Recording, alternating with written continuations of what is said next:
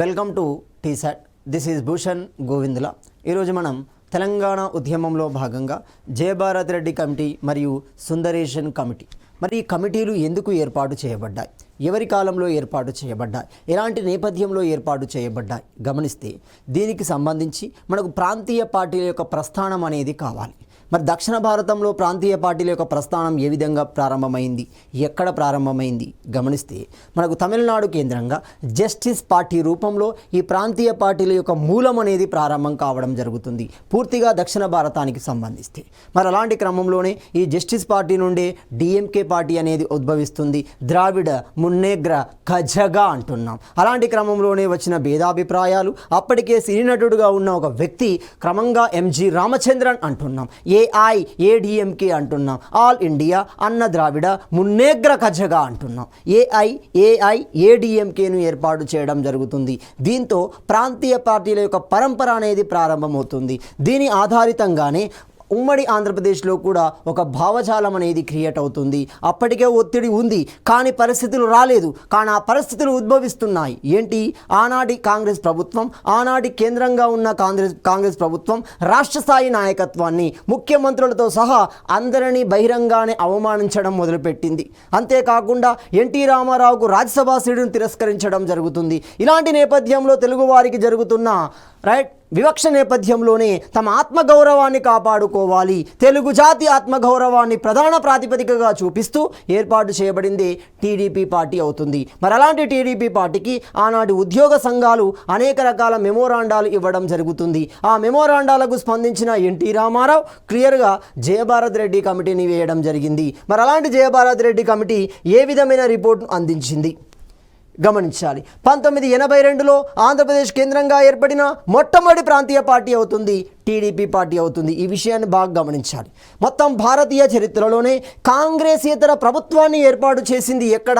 కేరళ కేంద్రంగా ఏర్పాటు చేయబడుతుంది. చూడండి, కేరళ కేంద్రంగా ఏర్పాటు చేస్తున్నారు. ఎవరు ఏర్పాటు చేస్తున్నారు? నంబూది ప్రసాద్ అంటున్నాం. సో నంబూది ప్రసాద్ అనేవాడు ఎక్కడ? కేరళ కేంద్రంగా మొట్టమొదటి కాంగ్రెసేతర ప్రభుత్వాన్ని రాష్ట్ర స్థాయిలో ఏర్పాటు చేశాడు. అదే కేంద్ర స్థాయిలో కనుక గమనిస్తే మొరార్జీ దేశాయ్ ప్రభుత్వం అనేది ఏర్పడుతుంది. మనం ఇక్కడ గమనించాలి. మరి అలాగే ఉమ్మడి ఆంధ్రప్రదేశ్లో మొట్టమొదటి ప్రాంతీయ పార్టీ ఏంటి? ఆ మొట్టమొదటి ప్రాంతీయ పార్టీ టీడీపీ పార్టీ అవుతుంది. దాని పరంపరే మనకు వివిధ రకాల రూపంలోకి వస్తుంది. ఒక టీఆర్ఎస్ రూపంలో, ఒక లోక్సత్తా రూపంలో, ఒక ప్రజారాజ్యం రూపంలో, ఒక తెలంగాణ సాధనా సమితి రూపంలో, ఒక తల్లి తెలంగాణ రూపంలో, ఇలా వివిధ రూపాలలో ప్రాంతీయ పార్టీలు ఏర్పడ్డాయి. అందులో బలంగా ఉన్నవి TDP party, YSRCP party, Loksatta party, ఇలాంటి పార్టీలు మనకు బలంగా కనబడుతున్నాయి. సో ఇందులో మనం గమనిస్తే ప్రాంతీయ పార్టీ మొట్టమొదటి టీడీపీ ఏర్పడిన 6 నెలలలోపే ప్రభుత్వాన్ని కూడా ఏర్పాటు చేయగలిగింది. ఎంతటి ప్రజా ఆమోదం ఉందో మనం గమనించాలి. ఎందుకు ఆ ప్రజా ఆమోదం ఉంది అంటే తెలుగు జాతి ఆత్మగౌరవం అనేది అందులో కనబడుతుంది. అంటే తెలుగు జాతి ప్రజానికం యొక్క అభివృద్ధి అనేది అందులో కనబడుతుంది. కాబట్టి దానికి ప్రజానికం పట్టం కట్టడం జరిగింది. మరి అలాంటి టీడీపీ ప్రభుత్వం 1982లో మనకు టీడీపీ పార్టీ ఏర్పాటు చేయబడుతుంది. 1983 నాటికి అది ప్రభుత్వాన్ని ఏర్పాటు చేయడం జరిగింది. సో మరి అలాంటి దక్షిణ భారత చరిత్రలోనే సినీ నటుడు ఎంజి రామచంద్రన్ ఏఐఏడిఎంకే అంటున్నాం. మరి దీనివల్లనే అది ఏర్పాటు చేయడానికి కారణమవుతుంది.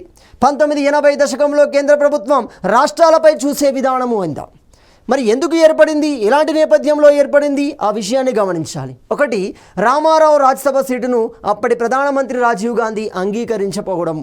ఎందుకంటే అప్పటికే సినీ రంగంలో ప్రముఖ స్థానంలో ఉన్నాడు, ఒక అత్యున్నత శిఖరంగా కనబడుతున్నాడు ఎన్టీ రామారావు. అలాంటి ఎన్టీ రామారావుకి రాజ్యసభ సీటును అంగీకరించలేదు రాజీవ్ గాంధీ. అదేవిధంగా టంగుటూరి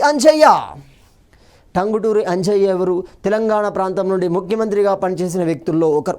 మరి మొత్తంగా తెలంగాణ ప్రాంతం నుండి ఎంతమంది ముఖ్యమంత్రులుగా పనిచేశారు ఆ విషయాన్ని గమనిస్తే మొదటిది కరీంనగర్లోని వంగారా ప్రాంతానికి చెందిన పివి నరసింహారావు అవుతున్నాడు, మర్రి చెన్నారెడ్డి అవుతున్నాడు, టంగుటూరి అంజయ్య అవుతున్నాడు.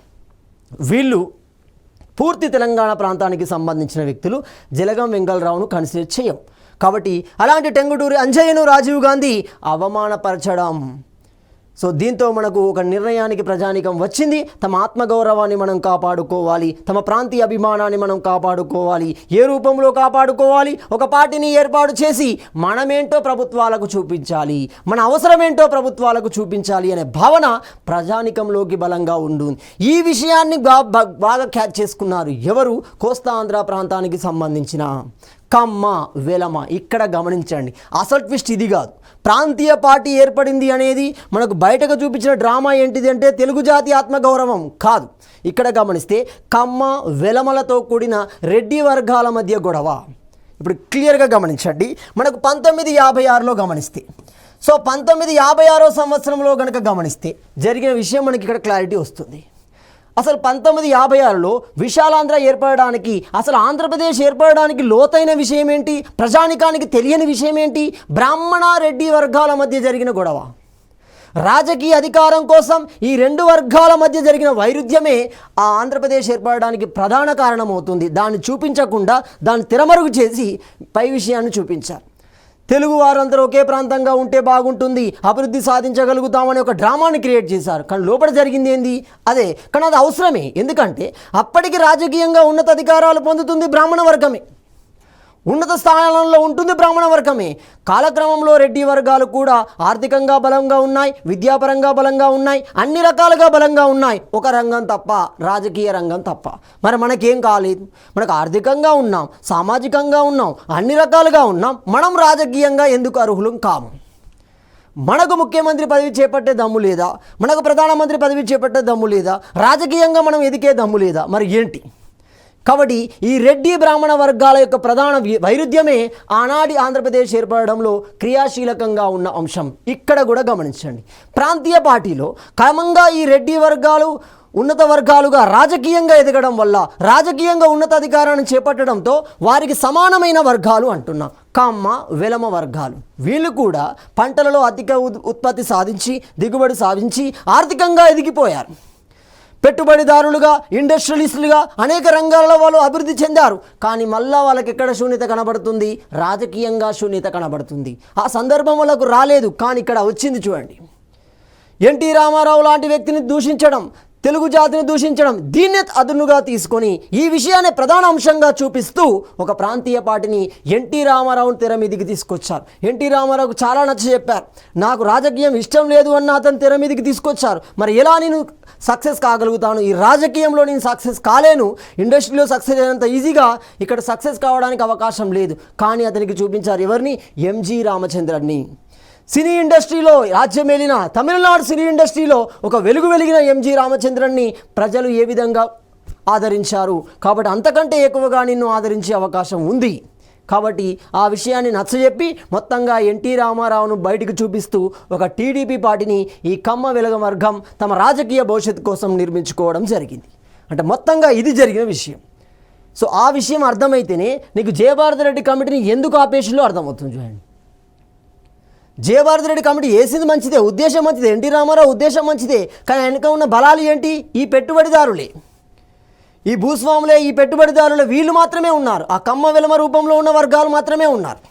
కాబట్టి ఇక్కడ ఈ ప్రాంతీయ పార్టీలనే మొత్తంగా టీడీపీ రూపంలో మనకు 1982 మార్చి నాటికి ఏర్పాటు చేయబడడం జరిగింది. టీడీపీ ఏర్పడిన సంవత్సరం లోపే, ఖచ్చితంగా గమనిస్తే 7 నెలల లోపే ప్రభుత్వాన్ని ఏర్పాటు చేయగలిగింది. మరి ప్రభుత్వాన్ని ఏర్పాటు చేసింది టీడీపీ పార్టీ. తెలుగు జాతి భావన, నక్సలైట్లే నిజమైన దేశభక్తులు అనే 2 విషయాలను ఉపయోగించింది. చూడండి, ఇక్కడ తెలంగాణ కేంద్రంగా ఉన్న బలమైన విధానం ఏంటి? ప్రజల్లో నాటకపోయిన విషయం ఏంటి? కమ్యూనిస్ట్. కాబట్టి ఈ కమ్యూనిస్టు ఓట్లను కూడా తమ వైపు తిప్పుకోవడానికి కమ్యూనిస్టులే నిజమైన దేశభక్తులు అన్నారు. తెలంగాణ ఓటు బ్యాంకును మొత్తం తమ వైపు తిప్పుకున్నారు. తెలుగు జాతి ఆత్మగౌరవం అన్నారు. ఆంధ్ర ఓటు బ్యాంకును తమ వైపు తిప్పుకొని ప్రభుత్వాన్ని ఏర్పాటు చేయగలిగారు. ఉద్దేశం మంచిదే, దాని ఇంప్లిమెంటేషన్లో మార్పు వచ్చింది. చూడండి, క్లియర్గా గమనిస్తే ఇలాంటి ప్రాతిపదికన మనకు ఎన్నికలు అనేవి నిర్వహించారు. ఆ ఎన్నికలలో విజయాన్ని సాధించడం జరిగింది. సో ఎన్టీఆర్ ప్రభుత్వం ఏర్పడడంతో ఉద్యోగుల్లో కొత్త ఆశలు అనేవి చిగురించాయి. తమ సమస్యలకు పరిష్కారం దొరుకుతుంది. ఇప్పటి వరకు దొరకని పరిష్కారాలు ఇక్కడ దొరికే అవకాశం ఉంటుంది. కాబట్టి అనేక మంది ఉద్యోగ సంఘాల ద్వారా తమ సమస్యలను, తమ గోడును విన్నవించుకునే ప్రయత్నం చేశాయి. ఆ గోడును విన్న ఆనాటి ముఖ్యమంత్రి ఎన్టీ రామారావు 1984 చివరలో ఏం చేస్తున్నాడు, మనకు జయభారత్ రెడ్డి కమిటీని వేయడం జరుగుతుంది. మరి ఈ జయభారత్ రెడ్డి కమిటీ ఏ విధంగా నిర్మించబడింది, ఎంతమంది సభ్యులు ఉన్నారు గమనిస్తే 1984లో ఏర్పాటు చేయబడ్డది. మరి అలాంటి జయభారత్ రెడ్డి కమిటీని మనము త్రిసభ్య కమిటీగా పిలవడం జరుగుతుంది. ఎందుకంటున్నాం, ఒక కమిటీలో ఉన్న సభ్యుల సంఖ్యను బట్టి ఆ కమిటీకి పేరు పెట్టడం జరుగుతుంది. మరి అలాంటి పేరులో ఈ జయభారత్ రెడ్డి కమిటీలో ఎంతమంది ఉన్నారు, 3 ఉంటున్నారు. అంటే మనకి ఎంటున్నారు 1+2 అనేది ఉంటుంది. మరి ఈ 1+2 3 సభ్యులు ఎవరు అంటే IAS officers, RR IAS officers. ఈ 3 ఐఏఎస్ ఆఫీసర్స్ కాబట్టి దీన్ని మరో పేరుతో పిలుస్తున్నారు ఆఫీసర్స్ కమిటీ అంటున్నాం. ఆఫీసర్స్ కమిటీ అనడానికి రీజన్ ఏంటి అంటే ఆ 3 ఐఏఎస్ ఆఫీసర్లు కావడం. అదేవిధంగా దీనిని 1984 చివరిలో ఏర్పాటు చేయడం జరిగింది. మరి ఆ 3 ఎవరు, ఒకరు కమల్నాథన్, 2 ఉమాపతి అవుతున్నాడు. ఈ కమల్నాథన్, ఉమాపతి, జయభారత్ రెడ్డి 3తో కూడిన జయభారత్ రెడ్డి కమిటీ అనేది ఏర్పాటు చేయబడడం జరిగింది. అధ్యక్షుడు జయభారత్ రెడ్డి కాబట్టి కమిటీని ఆ విధంగా పిలుస్తున్నాం. ఇప్పుడు శ్రీకృష్ణ కమిటీ చూడండి, దానికి జస్టిస్ బిఎన్ శ్రీకృష్ణ ఉంటాడు. ప్రణబ్ ముఖర్జీ కమిటీ చూడండి, ప్రణబ్ ముఖర్జీ దానికి అధ్యక్షుడిగా ఉంటాడు. ఎవరైతే అధ్యక్షుడు ఉంటారో అతని పేరే పెట్టడం జరుగుతుంది. ఇంకా సింపుల్ ఎస్ఆర్సి అంటాం, స్టేట్ రీఆర్గనైజేషన్ కమిషన్, దానికి అధ్యక్షుడు ఎవరు, ఫజల్ అలీ. సో ఫజల్ అలీ కమిషన్ అని అంటున్నాం. కాబట్టి ఇక్కడ జయభారత్ రెడ్డి అధ్యక్షుడు కాబట్టి ఆ కమిటీకి జయభారత్ రెడ్డి కమిటీ అని పేరు పెట్టడం జరిగింది. తన నివేదికని 1984 చివరి నాటికి ఇవ్వడం జరుగుతుంది. అంటే అక్టోబర్ నవంబర్ మధ్యలో అది ఇస్తుంది. ఏది మనకు జయభారత్ రెడ్డి కమిటీ నివేదిక అనేది ఇస్తుంది. మరి ఆ నివేదికలో ఏమున్నాయి, ఆ నివేదిక మొత్తం ఎంతగా ఉంది గమనిస్తే 36 పేజీలను కలిగి ఉండడం జరిగింది. సో 36 పేజీలతో కూడిన నివేదిక జయభారత్ రెడ్డి కమిటీ రూపంలో బయటికి పంపించడం జరుగుతుంది. మరి ఆ 36 పేజీల నివేదికలో ఏమున్నాయి, ఏ అంశానికి సంబంధించి, ఏ సంవత్సరాలకు సంబంధించిన సమస్యలు అందులో ప్రస్తావించబడ్డాయి గమనిస్తే ఈ కమిటీ నివేదిక రూపొందించడానికి తీసుకున్న ప్రధాన అంశం 1975 అక్టోబర్ 18 అంటున్నాం. అక్టోబర్ 18 అంటేనే ఏమవుతుంది, 1975 అక్టోబర్ 18 అంటే రాష్ట్రపతి ఉత్తర్వులు ఏమవుతున్నాయి, 524(E) అంటాం చూడండి. 1984 జూన్ మధ్య జరిగిన నియామకాలు, ఫస్ట్ పాయింట్, నియామకాలు జరిగాయి. 2 బదిలీలు అంటున్నాం, 3 పదోన్నతులు అంటాం, 4 పోస్టింగులు అంటాం, ఇలాంటి కేటాయింపులు అంటున్నాం. ఈ విషయాలలో జరిగిన ఉల్లంఘనలు, ఈ కేటాయింపులు, ఈ విషయాలు రాష్ట్రపతి ఉత్తర్వులను అనుసరించే జరిగాయా లేదా ఉల్లంఘించబడ్డాయా చూడాలి. నియామకాల పరంగా చూడాలి, బదిలీల పరంగా చూడాలి, పదోన్నతుల పరంగా చూడాలి, పోస్టింగ్ల పరంగా చూడాలి, కేటాయింపుల పరంగా చూడాలి. అంటే ప్రతి అంశాన్ని రాష్ట్రపతి ఉత్తర్వులోని సంబంధిత అంశంతో టాలీ చేయాలి. చేసినప్పుడు అది ఉల్లంఘించబడిందా లేదా అది నిర్ణయం తీసుకోవడం జరుగుతుంది. అంటే సింపుల్గా రాష్ట్రపతి ఉత్తర్వులు ఎంతవరకు అమలు చేయబడ్డాయి, ఏ విధంగా ఉల్లంఘించబడ్డాయి అనే లోతైన విశ్లేషణ కోసం ఏర్పాటు చేయబడిందే జయభారత్ రెడ్డి కమిటీ అవుతుంది. క్లియర్. సో క్లియర్గా గమనిస్తే ఈ ఉద్యోగాలు రాష్ట్రపతి ఉత్తర్వుల నిబంధనకు అనుగుణంగా జరిగాయా అని చూస్తుంది. మరి ఏం చెప్తుంది, మరి జరిగాయా అంటే జరగలేదు, ఆ విషయం క్లారిటీ వస్తుంది. సో ఈ కమిటీ నివేదిక ప్రకారం మొత్తం తెలంగాణలో ఎన్ని జోన్లు ఉన్నాయి రాష్ట్రపతి ఉత్తర్వుల ప్రకారం, మొత్తం 6 జోన్లలో 2 జోన్లు తెలంగాణ ప్రాంతానికి కేటాయించబడ్డాయి. అందులో జోన్ 5, జోన్ 6 అనేది తెలంగాణ ప్రాంతానికి కేటాయించబడిన జోన్లు అవుతాయి 2. మరి ఇక్కడ ఏం జరిగింది అనేది కావాలి.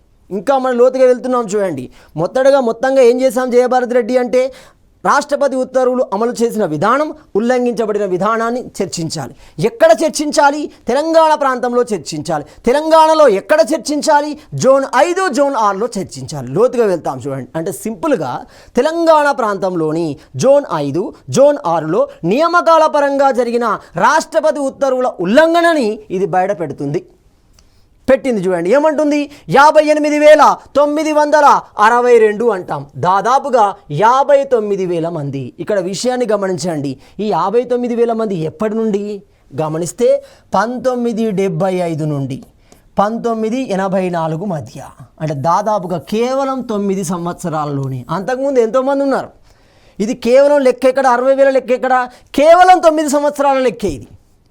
అంటే రాష్ట్రపతి ఉత్తర్వులు వచ్చిన తర్వాత వచ్చిన లెక్క ఇది.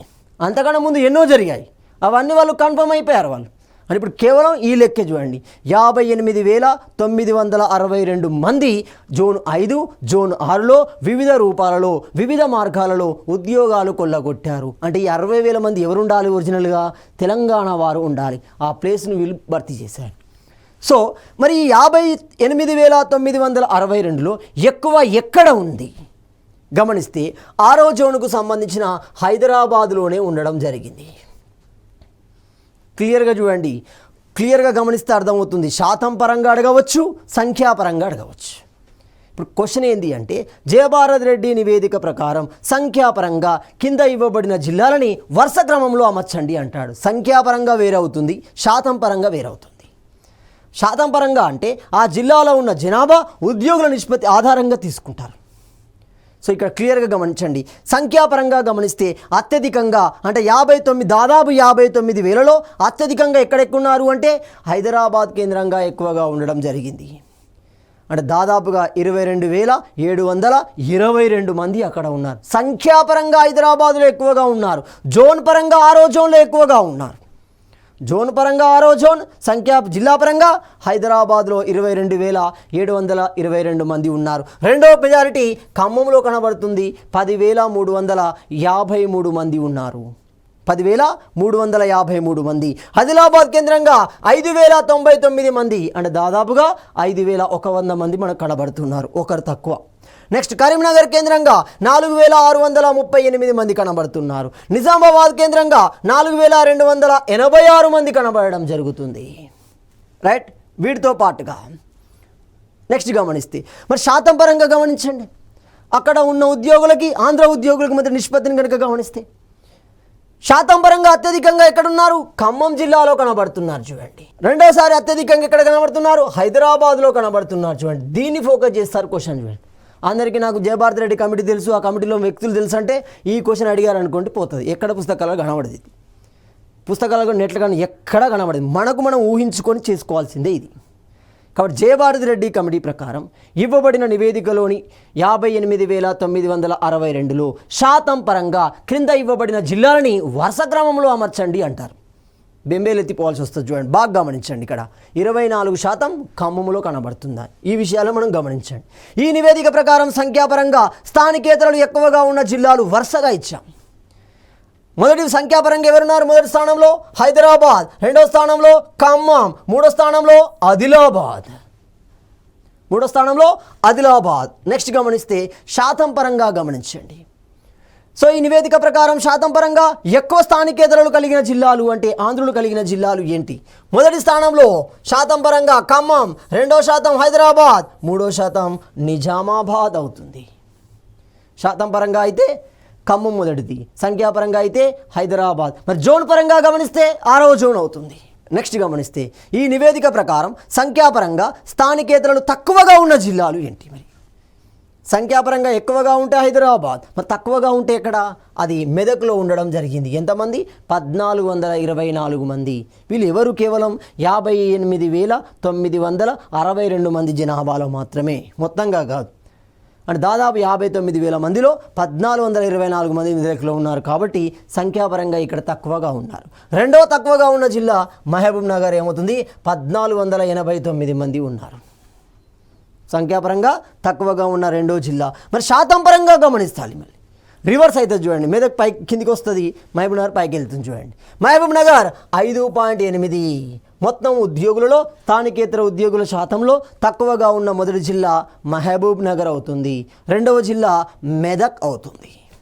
ఇక్కడ ఒక విషయాన్ని గమనించాలి. మరి ఇప్పుడు ఉన్నాయి 33 జిల్లాలు కదా సార్. కాబట్టి ఇప్పుడు పరిణామాన్ని గమనించదు. ఇది ఎప్పటిది? మనకి 1984ది. ఖచ్చితంగా ఉమ్మడి జిల్లాల ప్రాతిపదికనే తీసుకుంటారు. కేవలం రాష్ట్రపతి ఉత్తర్వులో ప్రకటించబడిన జోన్ 5, జోన్ 6కు సంబంధించిన విషయాలను మాత్రమే, జిల్లాలను మాత్రమే తీసుకోవాలి. కాబట్టి ఇక్కడ మహబూబ్ నగర్ 5.8, మెదక్ అనేది 8గా ఉండడం జరిగింది. మరి సుందరేషన్ కమిటీ ఏంటి? మరి సుందరేషన్ కమిటీ ఎందుకు ఇచ్చారు? ఇప్పుడు క్లియర్గా చెప్పింది జయభారత్ రెడ్డి కమిటీ. కేవలం 9 సంవత్సరాల కాలంలోనే దాదాపు 60,000 మంది ఆంధ్ర ఉద్యోగులు తెలంగాణలోని 5-6వ జోన్లో స్థిరపడ్డారు ఉద్యోగులుగా. వాళ్ళను వెంటనే తొలగించండి. తెలంగాణ ప్రజానికంలో అవేర్నెస్ క్రియేట్ అయింది. ఈ 60,000 ఉద్యోగాలు మావే, మా ఉద్యోగాలను మీరు కొల్లగొట్టారు, వెంటనే వాళ్ళను తొలగించండి. తొలగిస్తే 60,000 మంది తెలంగాణ ప్రజానికానికి, యువతకి ఉద్యోగాలు వచ్చే అవకాశం ఉంది. కానీ రాజకీయ నాయకులు ఒత్తిడి తెచ్చారు. ఏ వర్గాలు? మళ్ళీ విలమ వర్గాలే, వాళ్ళ వర్గాలే. ఆంధ్ర ప్రాంతానికి సంబంధించిన సమాజం రాజకీయంగా ఒత్తిడి తీసుకురావడం జరిగింది, ప్రభుత్వం మీద ఒత్తిడి తీసుకొచ్చింది, ముఖ్యంగా ఎన్టీ రామారావు మీద ఒత్తిడి తీసుకురావడం జరిగింది. ఇది అన్యాయం, వారు సరిగా లెక్క కట్టలేదు, లెక్క కట్టడానికి సరి అయిన ప్రాతిపదికలు తీసుకోలేదు, కాబట్టి ఆ నివేదికను మనం పరిగణించాల్సిన అవసరం లేదు, అది తప్పుల తడకగా ఉంది, అదొక క్రైటీరియా తీసుకోకుండా తీసుకుంది, కాబట్టి దాన్ని మనం పరిగణలోకి తీసుకోవద్దు అన్నాడు. కాబట్టి ఏం చేయలేడు, అక్కడ రాజకీయాన్ని కాదనలేడు, ఇక్కడ తెలంగాణ సమాజాన్ని కాదనలేడు. కాబట్టి ఏం చేయాలి, క్లియర్గా అసలు జయభారతి రెడ్డి కమిటీ నివేదిక సరి అయినదేనా, దాన్ని సమీక్ష చేయడం కోసం ఏర్పాటు చేయబడింది సుందరేషన్ కమిటీ అంటాం. మొత్తంగా గమనిస్తే ఇది కాలయాపన చర్య అవుతుంది, చేయలేని పరిస్థితి, చెప్పాలి కదా. సుందరేషన్ కమిటీ ఏమవుతుంది, జయభారతి రెడ్డి కమిటీ నివేదిక ప్రకటించిన తర్వాత ఆంధ్ర రాజకీయ నాయకుల ఒత్తిడి మేరకి జయభారతి రెడ్డి కమిటీ నివేదికను పునఃపరిశీలించడం కోసం సుందరేషన్ ఏకసభ్య కమిటీని ఏర్పాటు చేశారు.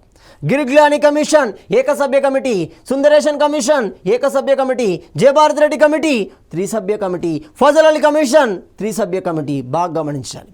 మరి ఏకసభ్య కమిటీ ఏం చేస్తుంది, ఈ కమిటీ నివేదిక ఆధారంగానే ప్రభుత్వం జీవో 610ని విడుదల చేయడం జరిగింది. మరి ఏమని చెప్తుంది ఈ సుందరేషన్ కమిటీ, జయభారతి రెడ్డి కమిటీ నివేదిక, ఆ నివేదికను రూపొందించడానికి తీసుకున్న క్రైటీరియా దాదాపు సరి అయినది అంటుంది. చెప్పలేదు, ఇక పూర్తిగా కాదు అని చెప్పలేదు, అవునకు దాదాపు సరి అయినది, ఎక్కువగా సరి అయినది, దాని యొక్క విలువ కరెక్ట్గానే ఉంది.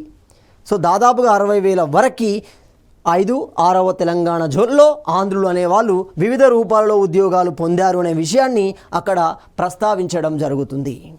సో ఇప్పుడు క్లారిటీ వచ్చింది, అటు ప్రభుత్వానికి ఇటు తెలంగాణ సమాజానికి ఒక క్లారిటీ అనేది రావడం జరిగింది. ఏ క్లారిటీ వచ్చింది, మొత్తంగా రాష్ట్రపతి ఉత్తర్వులు అనేవి ఉల్లంఘించబడ్డాయి, వివిధ మార్గాలలో ఉల్లంఘించబడ్డాయి. మరి ఏ మార్గాలలో ఉల్లంఘించబడ్డాయి గమనిస్తే మనకు గిరిగ్లాని కమిషన్లో ఆ విషయాలు తేటతెల్లమవుతున్నాయి.